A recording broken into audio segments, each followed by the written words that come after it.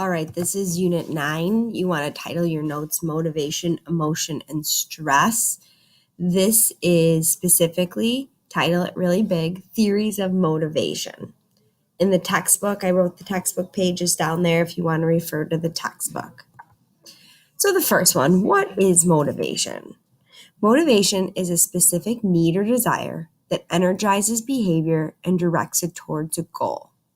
It could be anything from hunger, thirst, or achievement that prompts goal-directed behavior. There are different sources of motivation and different reasons for motivation. Some of the sources are biological, some of them are cognitive, thought-provoking, some of them are emotional, and others are social. What causes motivation? There's a couple different theories that describe why we do the things we do. The different theories, 5 different perspectives to motivation, are 1, instinct theory, 2, drive reduction theory, 3 is incentive theory, and this stems off of the drive reduction theory. 4 is the arousal theory, and 5 is what is known as the hierarchy of motives or the hierarchy of needs. So let's take a look at the first one, the instinctual theory. It's also known as connects to evolutionary psychology. So early in the 20th century, as a great influence of Charles Darwin's evolutionary theory, it was popular to classify behaviors as instincts. We do them because they're instinctual. So the instincts are complex behaviors that have fixed patterns throughout the species and are not learned. It's an automatic disposition that happened. These are innate. They're unlearned fixed patterns. They're reflexes. So sometimes we're trying to describe why an individual does things and what motivates them. Some are these instinctual drives. An example or a strength to this is it helps explain over 10,000 various instincts that we have. Things like blinking, sucking, smiling, overall our reflexes, a biological response to maybe phobias, characteristics of why maybe people are aggressive, mating selections, and oftentimes helping others. These are all strengths to the instinct theory. There's also weaknesses. Okay, it doesn't take into consideration why we learn things. It fails to explain human motives that are driven by incentives of money, and it also fails to describe how culturally we could be impacted. The second theory that you need to know is what's known as drive reduction theory, and this is based off of our biological needs. When the instinct theory of motivation failed to explain certain behaviors, it was replaced by the drive reduction theory. So drive reduction theory occurs when a physiological need creates an aroused tension state, often in your body, which is a drive that motivates an organism to satisfy a need. So here's a nice picture down below that you might want to copy down. We have needs, water, food. And if we don't get it, in our body, there's a drive that is created where we feel tension. And whether this tension is hunger, thirst, we may get a headache because we need water. So in order to reduce that tension or that drive, we often do a behavior, okay, such as eating or drinking, to reduce it. And that's drive reduction theory. Physiological aim of drive reduction is to create homeostasis. Homeostasis is the maintenance of a steady internal state or a balance, the regulation of any aspect of body chemistry around a particular level. So homeostasis is when your body is at balance, it's balanced out. The drive reduction theory of motivation is based on one's biological needs. The behavior is driven because it wants to balance homeostasis.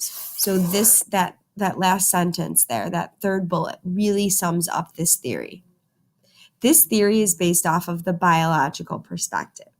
Instinct theory is based off of evolution. So when you look at your 8 different perspectives, okay, so it kind of describes it here a little bit, okay, with your example. When you have an empty stomach, okay, the need is you need food. The drive is your stomach's going to start cramping, okay, so in order to fill that, okay, you're going to eat, okay, which is drive reduction. Strengths of this, it helps explain your primary basic drives and your biological needs and how your body works. Weakness, it does not take into consideration curiosity, arousal, play, learned behavior, cultural influence, achievement, and power. The third one that kind of piggybacks off that one is what's known as incentive theory. Incentive theory. Incentives are rewards. They could be positive or negative. It's a stimulus that pulls us in to reduce behaviors. This is very based off of the behavioral perspective, which we learned last unit or the unit before. An incentive could pull us towards a behavior. You're getting a reward. There's two types of incentives. You could have intrinsic motivation or extrinsic motivation. Intrinsic motivation is your internal, a desire to perform a behavior effectively for its own sake. You have a personal desire. You want to go to college because your own internal intrinsic motivation. It feels good. Extrinsic motivation is an extrinsic factor, a desire to perform a behavior to receive a promised reward, or you could avoid a threatened punishment. And extrinsic motivation are things like candy, money, stickers, or positive words. Strengths of this, it helps to explain secondary reinforcers, not just the primary reinforcers of food, the need. And the weakness, it does not take into consideration, again, curiosity, arousal, play, learned behavior, cultural influences, achievement, and power. Optimal arousal is the fourth theory. Okay, it states that we are curious creatures that want to explore. Humans' motivation aims to seek these optimal levels of arousal, not eliminate it. So basically, when we're bored, okay, or when our needs are met, we are curious and we want to explore. This is all our thought process. We want to stimulate the environment, so we tend to explore if our basic needs are met. Okay, you have monkeys exploring here. You have children learning, exploring. The Yerkes-Dodson principle states that there is an optimal level of arousal within all of us for best performance of any task. The performance increases with arousal up to a point. Beyond the point, it actually decreases and causes us stress. So an exciting optimal arousal and event for me would be to go on a roller coaster, not an upside down roller coaster. But I would seek excitement out of this roller coaster. However, once I reached that peak, I found pleasure out of it. After a while, okay, if you were to put me on a roller coaster that goes upside down, that would no longer be exciting for me, and it would actually cause me not arousal, it would cause me stress. So you have to find that balance. In 1908, Robert Yerkes and John Dodson discovered that a mild electric shock could cause to motivate rats to complete a maze. But when the shocks became too strong, the rats would scurry in random directions and escape, and they wouldn't want to complete the task.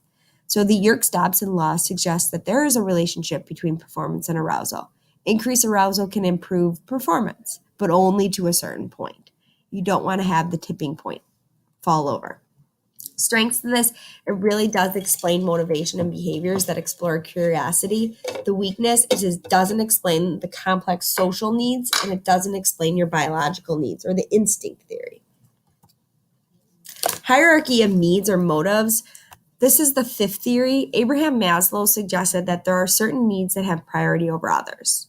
You have your physiological needs that need to be met first. These are the needs that impact hunger, thirst, breathing. Okay. Then once those are met, you can be motivated to meet your psychological needs, such as achievement, esteem, and recognition. First, one should meet the basic physiological needs. Once those are met, you can reach your psychological needs. But one must have those basic needs met before you can climb up the pyramid. This connects to the humanistic perspective. Here is the hierarchy of needs, which we will explore later in another video, but I would copy it down. It breaks apart the different ladder. Your physiological needs of hunger need to be met before you can worry about your safety. Safety needs to be met before you could worry about belonging. Belonging needs to be met before you can care about your self-esteem. And then once you have a high self-esteem, you could worry about reaching your fullest potential. And then the highest, this is the one that's added recently, is self-transcendence. The strength of this, it helps to incorporate the idea that we have various levels of needs, physiological, safety, self-esteem, and self-actualization, but it doesn't take